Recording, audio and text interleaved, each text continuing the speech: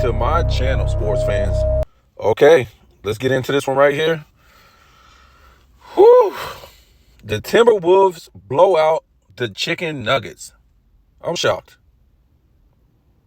The Wolves eat the Chicken Nuggets. I just never thought I would be saying this. This game was over. This game was over at halftime. It was over.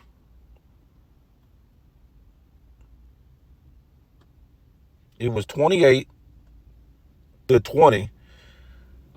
Timberwolves in the first quarter. And then in the second quarter, the Timberwolves went on a 33-15 run in the second quarter. It was pretty much over after that. It was pretty much over. That's all she wrote. Mm-mm-mm. Mm-mm-mm. Look, before I even go into this even more, this exposes how weak the Lakers team really was and how they needed all these free throws just to stay in the game. Now, the Nuggets did shoot, 4 more free throws in this game. Field goal percentage for the Nuggets, 34%. No, hold on. That's the field goal percentage. Denver was 9 for 30 from 3. Yikes. 29 for 83 from the field.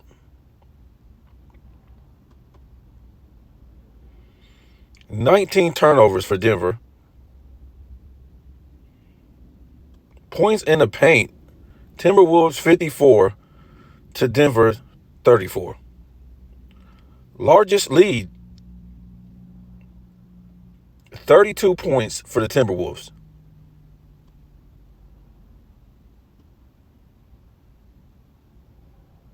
Fast point break. No. Yeah.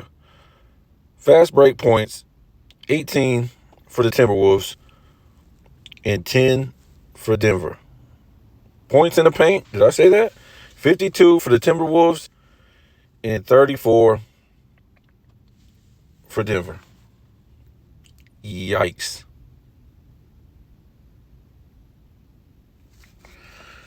I'm stunned. I don't have any horse in this race. Denver's not my team. But I thought by just looking at it, Rudy Gobert is out today. Last night, I was thinking it was going to be a blowout.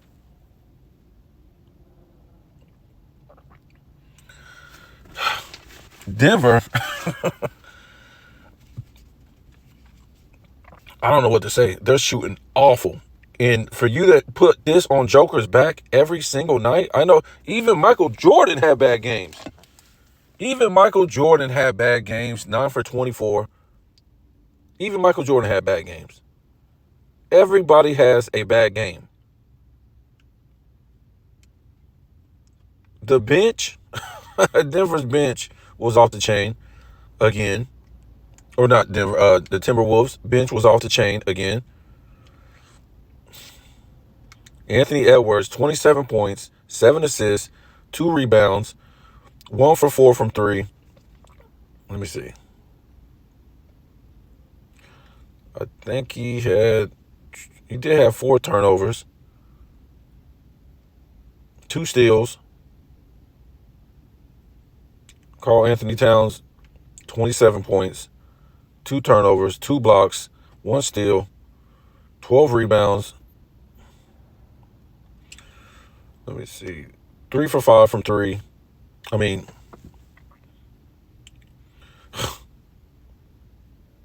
Conley's still out there doing his thing. He wasn't a big factor in this game, but he's a point guard. You don't have that many real point guards in this era no more. You just don't have it because everybody's sitting at the 3-point line. So you're not really running the real offense. Look, I don't see how Denver comes back from this. I just don't see it. There's, I mean, 0-2 isn't 0-3, but the way the way Denver is shooting, let me check this out. Aaron Gordon had 20 points. Porter Jr. had 9 points. This is unacceptable, bro. 1 for 7 from 3. This guy, it's a lot of forcing the ball for these guys lately. Forcing the shot. Joker, 5 for 13. Only took 13 shots. I mean, I'm shocked. Murray, 3 for 18.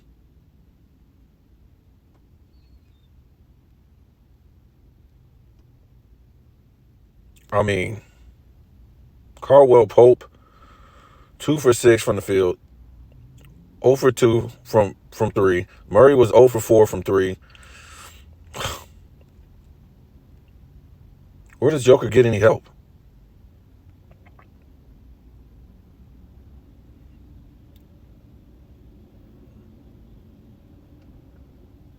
Holiday came off the bench, 13 points.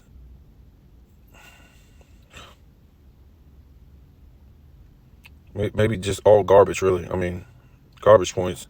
I mean, he was efficient, but I just don't see how they come back from this. Not with the way they're playing. This is what I'm going to say. If they come back from this 0-2 hole, and again, I know it's not 0-3, but the way they're playing is awful. The way the Wolves are playing is good. You just beat the Nuggets without Rudy Gobert? I mean, I know he's not putting in a lot of points, but he's a defensive threat. Defensive player of the year. Like, what was it, 3 years in a row? And we're going to get to that because if he wins it this year, who is it? Wemby has more total steals, more total blocks, more per game blocks, and more per game steals than Rudy Gobert. And it ain't even close neither. So how Wemby doesn't win that award? Why everybody saying Rudy Gobert? Rudy Gobert was like fourth in blocks? What are we talking about? So, yeah.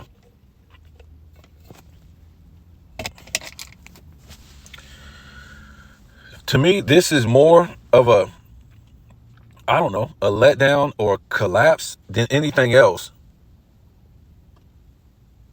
by Denver than what the Timberwolves is doing. It just is.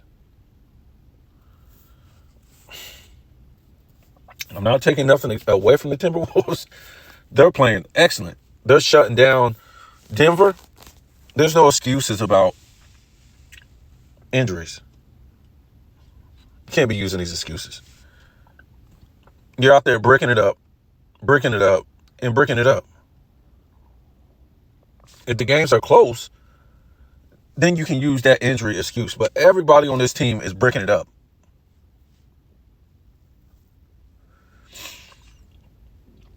They're going to have to play some defense.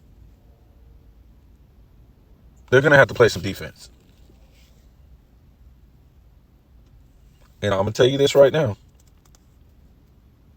It's really hard to go back-to-back. The last respectable back-to-back champion was who? Kobe Bryant and the Lakers, 2009, 2010. The last respectable back-to-back champions. Not the Heat in 2012 and 13 with the super team. Not the 17-18 Warriors with a super team. But the 09, 010, or 2010, 2009, 2010, Lakers. That was the last respectable back-to-back champion. And what they had to go through was a lot.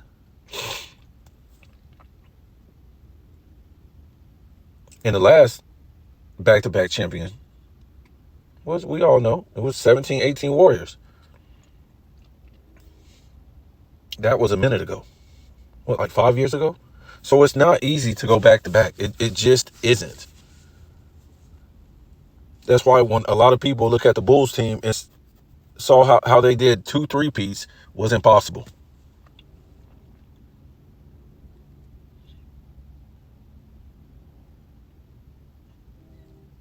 And, you know, when Michael Jordan retired in the 90s 2 times, these teams start winning again. They were going to the finals. It was Michael Jordan that was stopping them.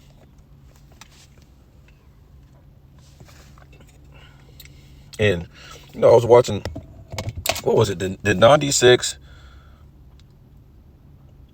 Bulls when they played the Magic. And they kind of grouped the whole series into one video. And Michael Jordan, the thing about this guy, what people forget, Mike was about business, especially in the 90s. And, you know, I'll have that video for you later. But like I always said, when it was your chance to win, what did you do? How did you perform? Everybody gets their chance to win. And what I'm talking about, once you get your team together and get a good team, now it's your chance to win. Now, what did you do? For example, Bird and Magic had their chance to win in the 80s, right? They took off with it. They had their teams. You could say the Pistons had their chance in that little window right there. They took off and won back-to-back. The Bulls won their 3-peat when they had their team together. 2 3-peats.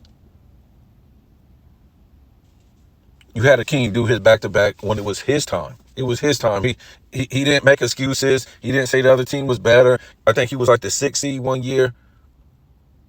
He went out and played phenomenal. And his team played phenomenal for him. What did you do when it was your chance to win? For people like LeBron James in his era, there's all these excuses. Michael Jordan,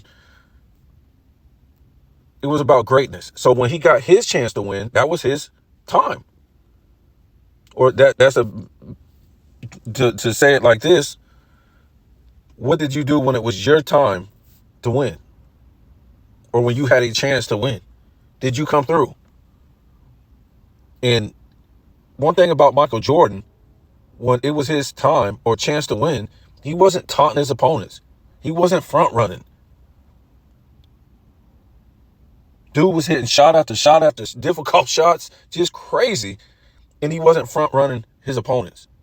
He wasn't flexing. Doing all this crazy. Maybe once in a while he might do it, but not every play and stuff like that. The announcers wasn't licking all over him. It was just Michael Jordan. That's what he was supposed to do. It was Akeem Olajuwon. That's what he was supposed to do. That was Magic Johnson. That's what he was set to do. That's what he was supposed to do. These are the guys that were held to a high standard.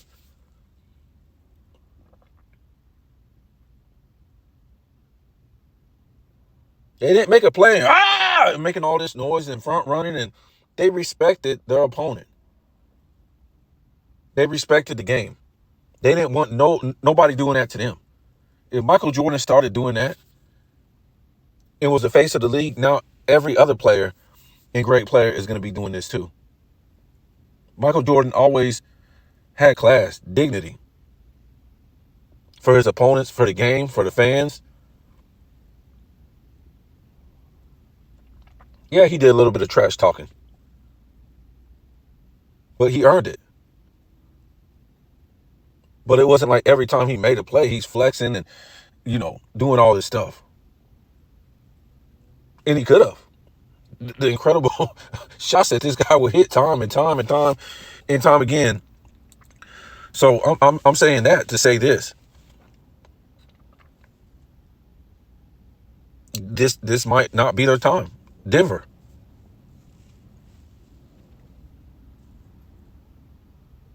I mean, if they lose this, I mean, I don't know if it's good for the NBA. I thought they were going to try to build like some kind of dynasty, but wow,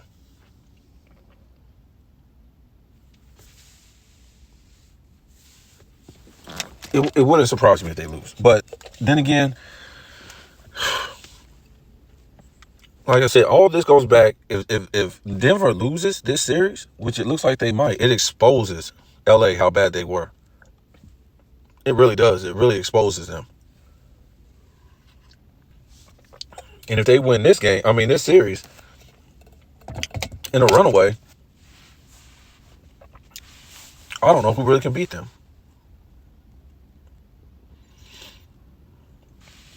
We're gonna see. I don't think the Mavs are gonna win this next series. I think OKC is gonna win it, and this is what we need for the NBA. These fresh faces, these new teams, and I'm gonna tell you what, the NBA is gonna take a hit for a while. Once LeBron leaves, and the Durants, the Hardens, these older guys that's aging out and stuff like that, the NBA is gonna take a hit. And this is ESPN, Fox, in the NBA, it's all their faults. Because they decided to over promote all these guys for so long.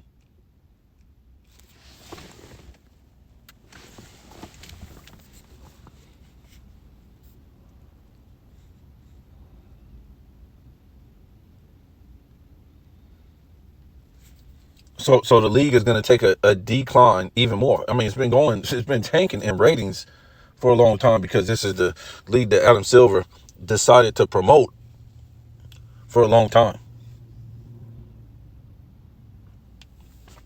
So yeah, congratulations to the T-Wolves. Um, wow, I'm stunned.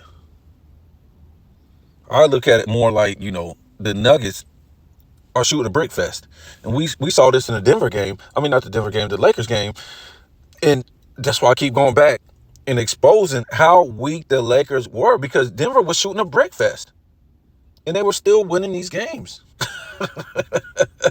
They were still winning these games, and the Lakers needed free throws just to stay in the game. So, congratulations to the Timberwolves. I look for them to go ahead and at least get one back at home. And, if they don't win another one back in Denver, I look for them to win another one at home again and go ahead and close this out. Go ahead and maybe Joker's tired, man. This guy is getting no help. No help. No help. No help. Anthony Edwards out there just dancing around, having fun, like he should. He's a great player, young player. You guys tell me what you think.